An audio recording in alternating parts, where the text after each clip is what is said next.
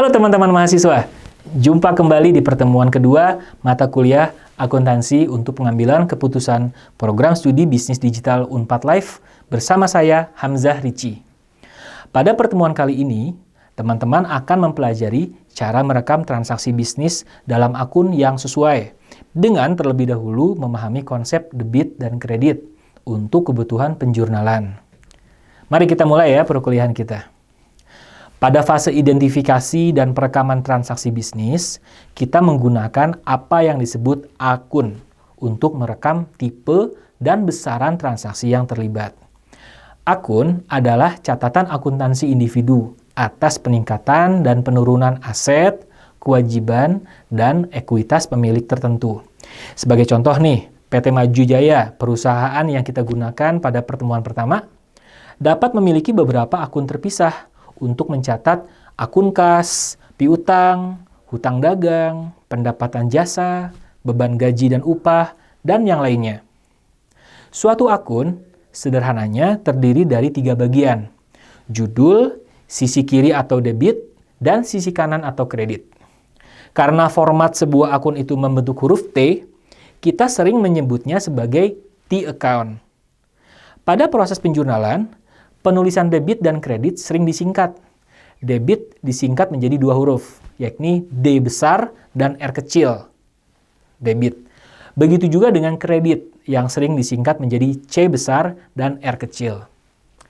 Dalam akuntansi, proses pencatatan mengikuti suatu sistem yang disebut double entry system atau sistem pembukuan ganda.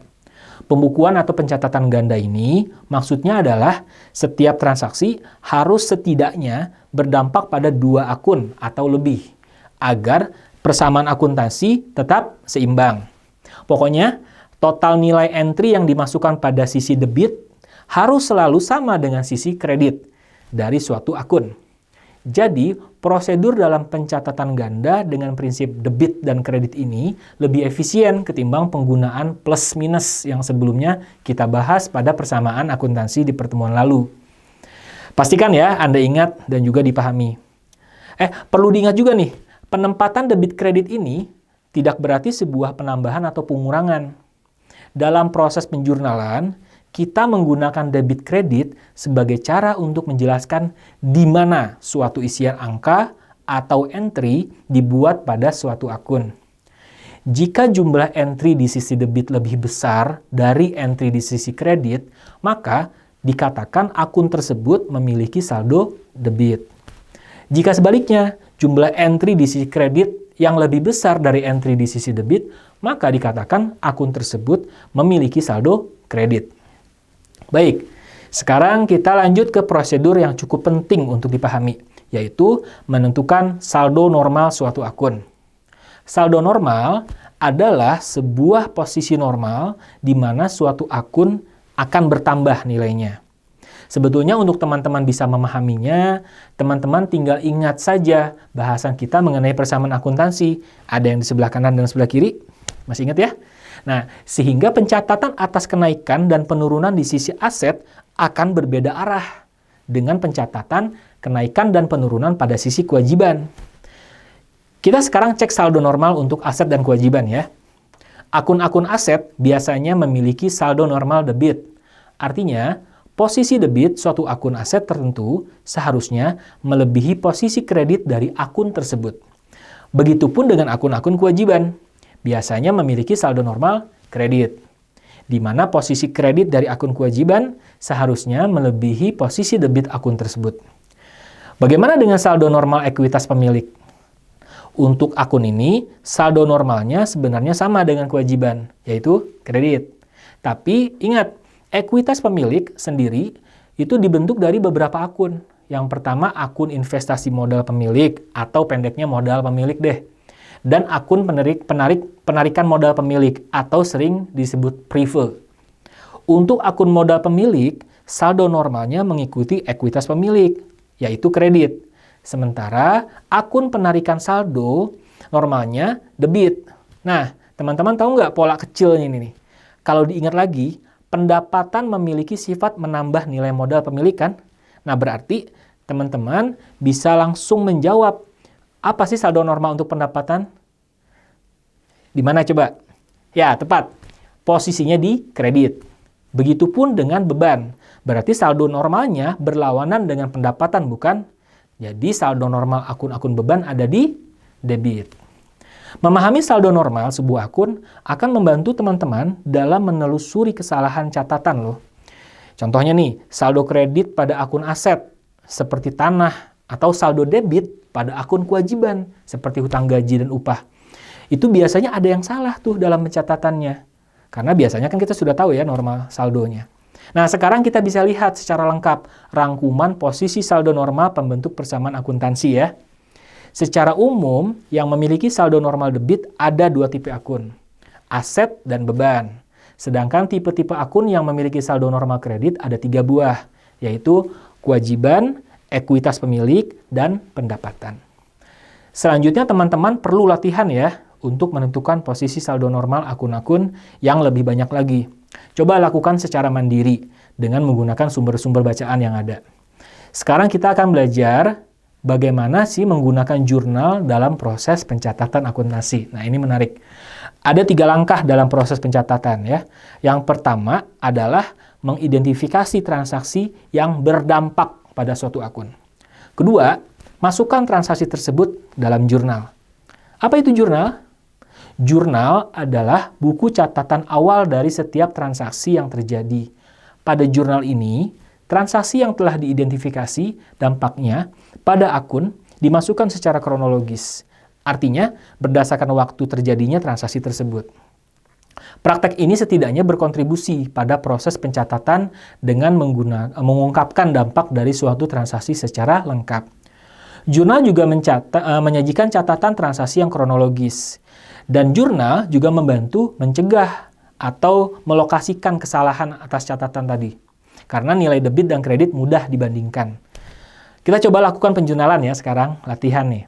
Misalnya, pada 1 September 2020, Bapak Iwan sebagai pemilik usaha menginvestasikan modal senilai 150 juta rupiah tunai pada PT Maju Jaya. Dan PT Maju Jaya membeli peralatan komputer senilai 10 juta rupiah pada tanggal yang sama. Bagaimana kita mencatat jurnal transaksi penyuntikan modal dan pembelian komputer ini?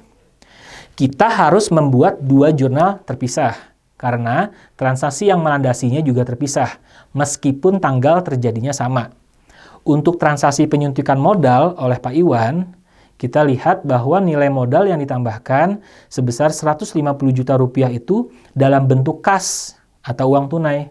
Berarti akan ada kenaikan atau penambahan pada posisi akun kas.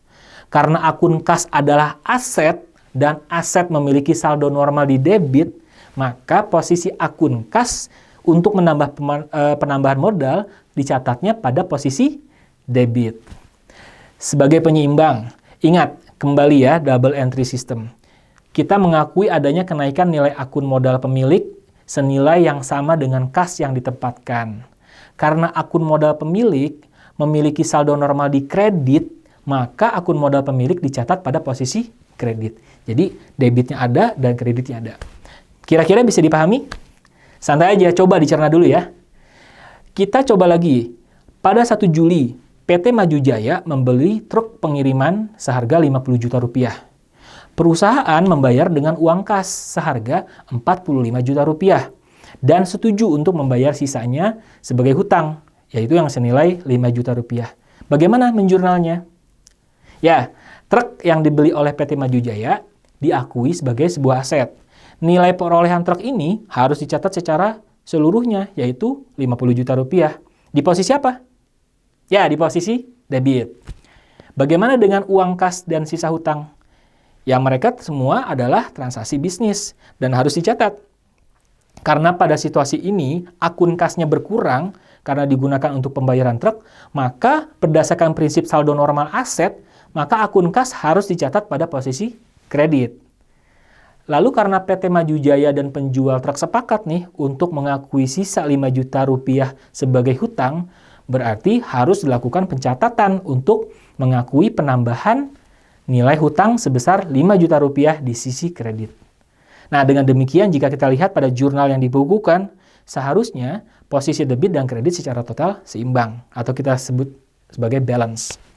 Langkah ketiga dalam proses pencatatan adalah memindahkan seluruh catatan jurnal yang sudah dibukukan tersebut ke dokumen pangkalan yang sering disebut sebagai ledger atau buku besar. Pada buku besar, terkandung catatan seluruh akun-akun aset, kewajiban, dan ekuitas pemilik. Proses pemindahan catatan dari media jurnal yang mencatat transaksi individual tersebut ke buku besar disebut pemindah bukuan atau biasa disebut posting. Gambar berikut ini mengilustrasikan proses pemindah bukuan dari sejak jurnal-jurnal individu tadi yang terpisah ke buku besar masing-masing akun buku besarnya. Perlu diingat juga nih, bahwa pada seluruh proses pencatatan ini, akuntan menggunakan struktur pengidentifikasi atau bisa dikatakan indeks ya, yang berfungsi memudahkan penelusuran dari setiap proses pencatatan dan pemindahan bukuan selain tanggal transaksi. Kalau kalian perhatikan di ilustrasi, setiap akun diberi kode khusus yang tidak akan berubah hingga diputuskan untuk dirubah oleh manajemen. Misalnya akun kas pada aliran panah yang nomor 2 tuh. Akun kas ini diberi kode akun 101. Kode 101 ini saat terjadi transaksi akan terus digunakan hingga dipindah bukukan ke buku besar. Langkah selanjutnya adalah mengumpulkan semua transaksi dalam rentang periode tertentu dan merangkumnya pada sebuah neraca percobaan untuk persiapan pembuatan laporan keuangan. Langkah ini akan dibahas pada pertemuan berikutnya. Demikian diskusi kita pada pertemuan kali ini. Jangan lupa teman-teman, kaji kembali dan juga kerjakan soal-soal untuk menambah pemahaman Anda. Kita berjumpa lagi pada pembahasan topik lanjutan di waktu yang berbeda. Tetap semangat dan sampai jumpa. Terima kasih.